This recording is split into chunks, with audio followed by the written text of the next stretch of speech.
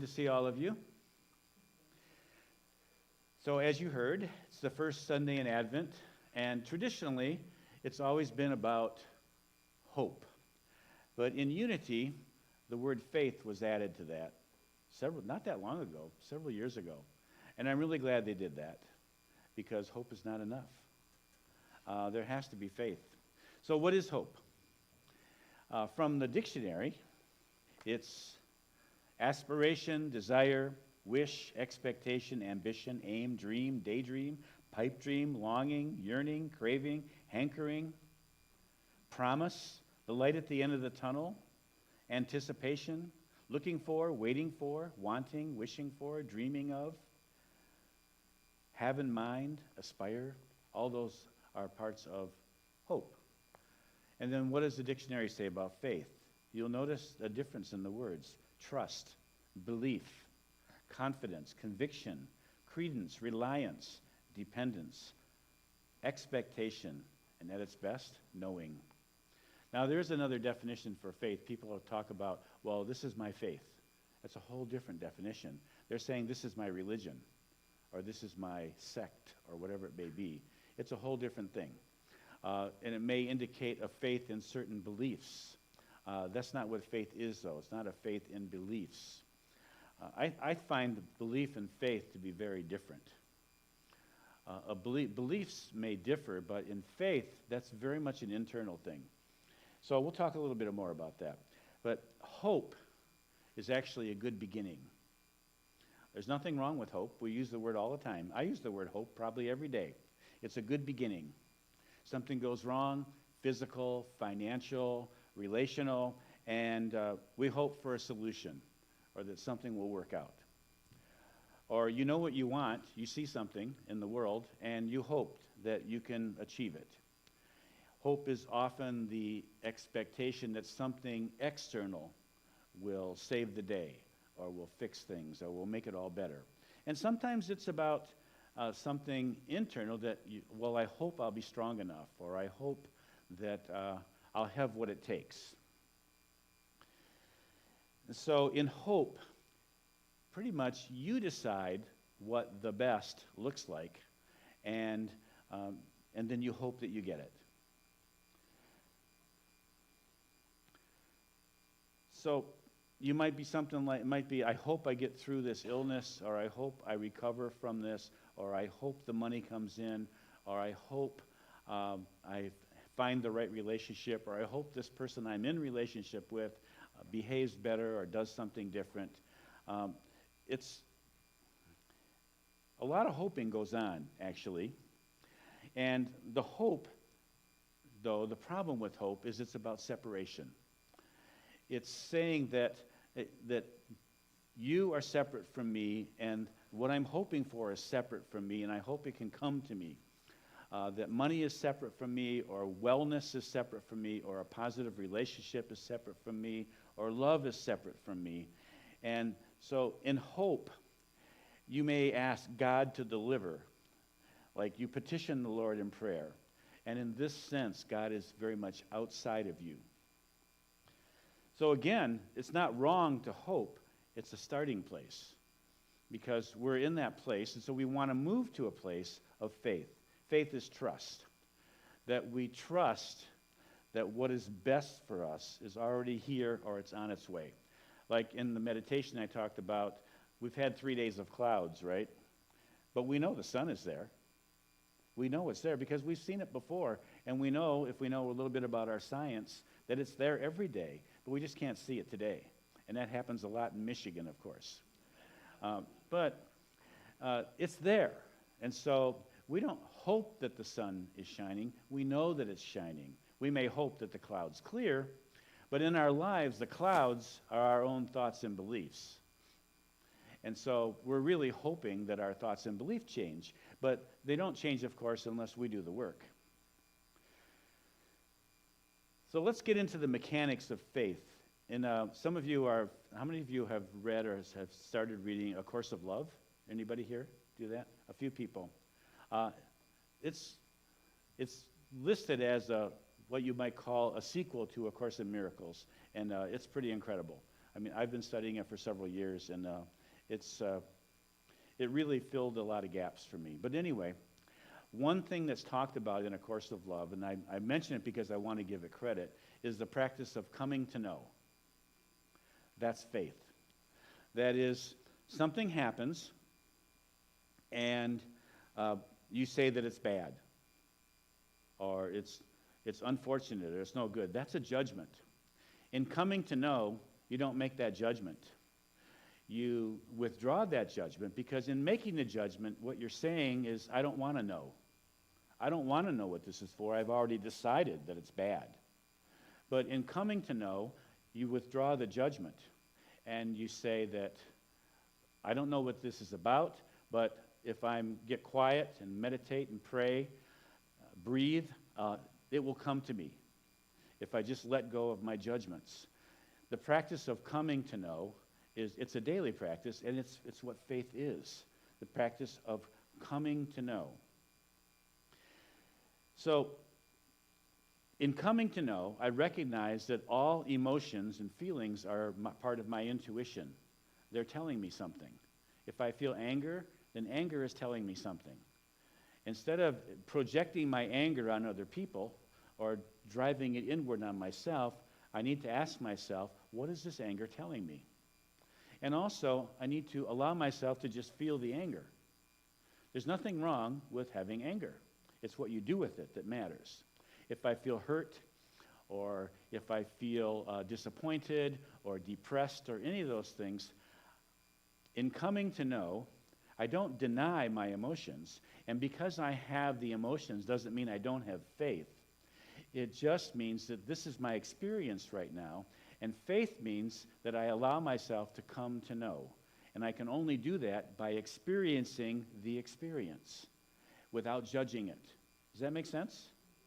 So like whatever's going on in me, whatever's going on out here, instead of denying it, it's happening. I can deny that it's real because it is an appearance. However, it feels very real, and I'm experiencing it as real, so I can acknowledge that. I can also envision something better, and that's fine too. What I don't want to do is judge it. That somebody else does something that's bad, or I feel something, or I'm in a certain situation that's bad. It's not good or bad, it just is. So let's say that I'm sick, and it's serious. I'm lying in bed, tired, I've lost my appetite, I can't really do anything, and I hate it. That's okay. So accept and embrace the hate. Accept and embrace that that's where I am at this moment, because that's the fastest way to move through it. If I say, well, I shouldn't hate it, or I should have faith, no. Faith is not a should. Faith is the practice of coming to know, that you allow whatever is going on inside of you to be there. You don't have to give it to other people.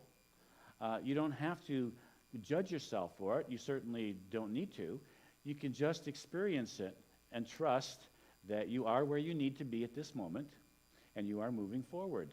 And in coming to know, you're in essence asking for, what do I need to do? Or what is this for? What is this teaching me?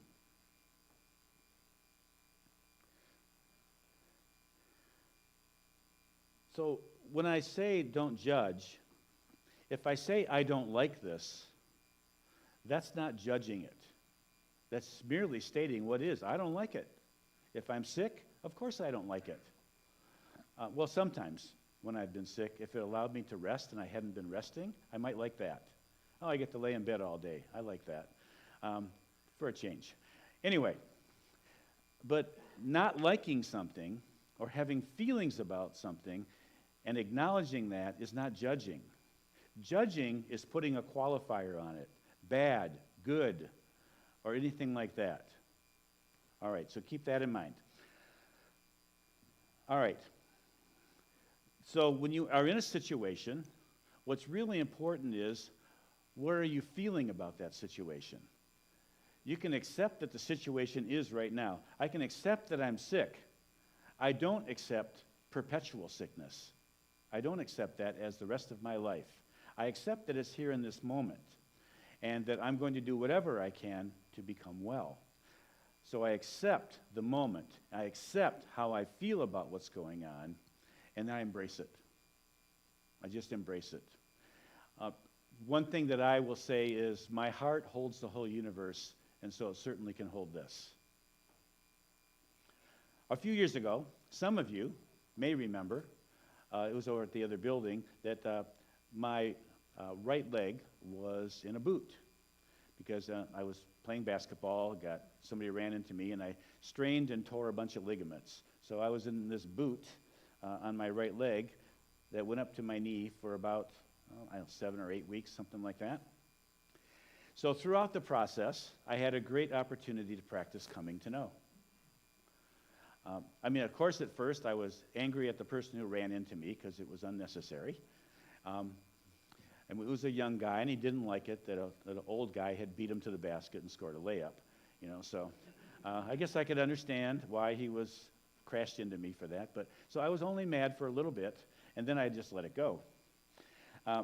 But in this whole process with my leg, I kept asking, what's this for? What's going on? And I found out, because throughout the process, people were always helping me. People were opening doors for me. Actually, a lot of women were opening doors for me. And I was at, you have Fresh Time store around here? I always go to Fresh Time because it's very personal there, and I like the products. Anyway, I was there, and they have fresh soups, and I was going to ladle some soup, but I was on crutches, so it was a little hard to navigate. And this really beautiful woman walks up to me and says, "Can I help you with that?" And I said, in the past, I might have said, "No, it's okay, I got it." But I thought for a moment, oh, that would be nice, thank you. And so she ladled the soup into the little bowl and put the top on it and put it in a bag and then handed it to me. It was like a Japanese tea ceremony or something. It was just very beautiful. And that kind of thing kept happening to me. So that gave me an idea of what it was for. Because when something happened to us, we don't know what it's for. We judge it and think we know, but we don't. And so that gave me an idea of what it was for, to be humble enough to accept help from others. Because I always thought I had to do it myself, that kind of thing. So that was good. So how do we move from hoping to faith or coming to know? Well, we start with small things. Catch yourself worrying about something or looking at a situation and saying, "Oh, that's impossible." And that's your opportunity to start practicing it, to let it go. I had that opportunity last week. On November 17th, my mother passed away. She had dementia for several years and was in an assisted living over in Rochester Hills. And so as the executor of her estate, I was assigned to do everything, pretty much, like, the funeral and everything. And with the help of a couple of my sisters, we had all that in place, pretty much. But the problem came when it was scheduled for Friday, the day after Thanksgiving. So a bunch of people were coming into town, family members, and so I had to plan Thanksgiving also. And people were staying at a hotel, and I found a hotel, and I booked rooms for people over in Livonia, Michigan, in that area. There was a Holiday Inn, and I spent a few hours on the phone one day on a Saturday before Thanksgiving trying to find a restaurant that would serve Thanksgiving. Well, the week before Thanksgiving, you can't really find a restaurant that will serve 14, 15, or 16 people Thanksgiving dinner. Some were closed, and the other ones were all booked.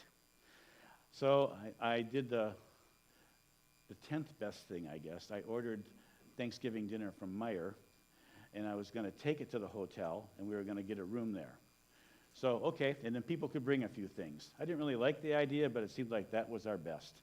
So I thought, I got to drive down there. I got to check out the place. So I drive down there, and I look at the room that they had, and it's this little room, like a little executive conference room that holds 12 people comfortably.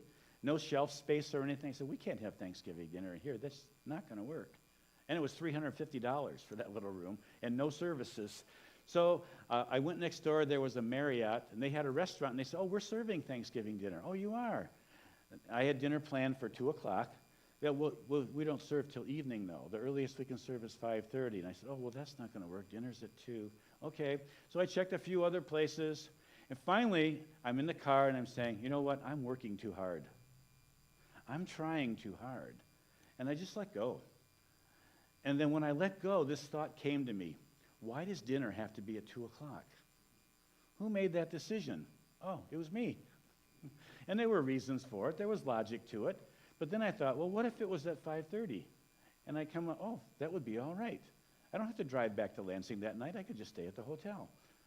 Okay, so I called up 7 people, people coming that were going to be involved. Said, "What do you think about 5:30? They said, "Oh, sounds great." So we all met at 5:30 at the hotel next door to where we were staying and had this wonderful Thanksgiving dinner in a restaurant with plenty of space around us. It wasn't real crowded even. It was like a best-kept secret, you know. And you could order Thanksgiving dinner for like $22, or you could order off the menu. It was like, okay, it doesn't get better than that.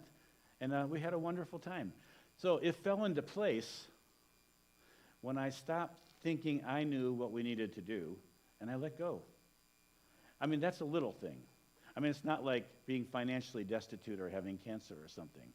But you start with the little things and practice it. The things you start worrying about, oh, I don't know if that's going to work. And I have to say that even the next day, even though things were well planned, things do tend to go wrong sometimes, that things went pretty well because I kept letting go and coming to know. And that doesn't mean that I do it 100% of the time, but I do it a lot and it works. So I'm trying to figure out, why don't I do it all the time then? Well, because I'm human, I guess. And as humans, we tend to worry and we want to take control and we think we have to do it. But really, things can go a lot smoother if we just let go and practice coming to know.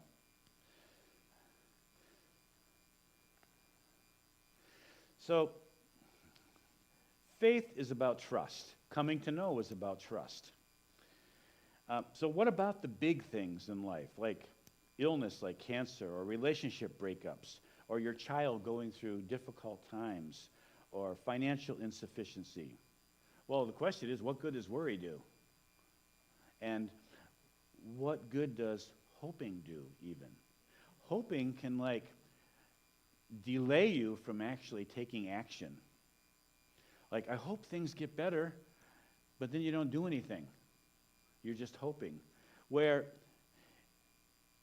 if you say, you know what, I know things can work out for the best. What's my part? What do I need to do here? What action do I need to take, if any? But I've found from my own experience, a lot of times I relied on hope and nothing happened. And things did not go very well. But the times that I stopped hoping and allowed myself to just come to know, to be open, to listen, that's when things worked out. And there were times when I felt something or an intuition and I didn't listen to it. And things did not go well. So yesterday morning, my wife and I were getting ready to go to Frankenmuth. You ever go there? It was a busy day in Frankenmuth, let me tell you. But anyway, I was meeting some family members there. We were meeting some family members. And I had a thought, oh, I need to get tires on my car because I'm driving to Frankenmuth today and Grand Rapids tomorrow, and it's wet out. And I think my front tires were down to about 1 or 2 millimeters at best, in terms of the depth of the treads. And that's not good. And I haven't had time to do it. So my first choice tire place was closed. My second choice was busy. So I went to my third, and they did it. And it was done within an hour. So I listened. But what if I hadn't? Would I be on the side of the road somewhere with a flat tire? Who knows? I could be, or yesterday or today. But I didn't have to worry about that. I mean, yeah, those kind of things could still happen. But if I get a feeling that, take care of this, and we need to follow it. That's part of it, is taking action when it's indicated. And action was indicated. I had no proof that things wouldn't have been okay if I just left the old tires on there. But why test it? You know, why test when I've had the strong feeling, get those tires? So those are maybe little things, but actually it's kind of a big thing to me, to be on the side of the road on the expressway. And, I mean, we all have cell phones, right? But still. I was speaking at a church once in Novi, Michigan. There's a Unity church there. It was in winter, and I was driving there. And the car I was driving just kind of conked out. And I pulled over to the side of the road. And I was still about 5 miles from the church, but right off the expressway. So it's like, uh-oh. I'm scheduled to speak. That was my main thing. I'm scheduled to speak. The car was kind of secondary, you know. And immediately, as I pulled over, this car pulled over right in front of me. And the person that was driving asked, "Do you need some help?" I said, "Yeah, my car won't start." And my first thought was, take me to the next exit so I can make a phone call. I don't think I had a cell phone yet. This was like 20 years ago or something. I don't think, but anyway, but then I thought, no, I don't want to go to the next exit. I want to go to the church. So I said, "Well, would you take me to the church?" They said, "Sure, we'll take you there." So they took me there. So, I mean, without missing a beat, I made it to the church. I did my talk and everything. Somebody from there drove me back to my car, and then I dealt with my car. And I don't even remember how that worked out, but it worked out somehow because I'm here. I'm not still on the expressway on 96 near Novi, Michigan. So anyway, it's funny how things can work out when you allow them. And it's also funny how hard things can be when you don't. That one obstacle after another. All right. Nothing means anything except the meaning you give it. And fear is nothing. Love is everything. Whatever is done in love means everything. Whatever is thought in love means everything. We practice then self-intervention whenever we're in fear or any negative emotion. Accept and embrace what we feel. Place everything in God's hands and know that God is within us, around us, everywhere present. And we know that miracles don't happen to us. They happen through us. It's through our consciousness. We have to allow. You don't get to designate them, really, but you have to allow them. And you only do that by clearing the fear, by clearing the hope and moving toward faith or coming to know. And, of course, we listen to intuition. So wherever you are, however you feel, you can make a course correction at any moment. If you're deep in fear, stop. Observe that. Recognize, wow, I'm feeling a lot of fear right now. And then make an intention to let it go, and you let it go by just feeling the fear, just sitting with it, by accepting it, by embracing it. And you can, of course, remind yourself that it's not real, that fear is nothing. Actually, fear is nothing to be afraid of. It's just fear. It's a feeling in your physiology. In faith, we're in the present moment. Faith is not about the future. It's not about, I'm going to have a bright future. There is no future. It's always now. Faith is that it's beautiful and wonderful right now. The sun is shining right now. I can't see it, you can't see it, but we know it's there. The clouds are blocking it. And so, whatever I'm going through, I know that wellness or wholeness is here, present in me. Maybe I can't see it because of the clouds of my thinking or my consciousness, but it's here. And so I can give thanks for it. I can allow myself to go through this experience. It's the hero's journey, or heroine's journey, that you move toward the prize and you have these adventures. This is your adventure. In faith, the past is irrelevant. The future is yet to come. The past is only relevant in the sense of unresolved emotional states that you're still carrying around. And you can resolve those right now. Feel them to heal them. Don't judge them. Let go of your have-tos and your shoulds. You, of yourself, do not know what should happen in your life. You might know what you want to have happen, but you don't know what should happen. You don't know what's best for you. So do your best to work toward what looks to be the best outcome, but let go of the details on that. Let go and move in that direction. Practice coming to know. That is, say, I really don't know what this is for. I don't know about bad or good or any of that. I just know what I'm feeling or what I'm experiencing. I trust in my higher self or God or whatever you call it.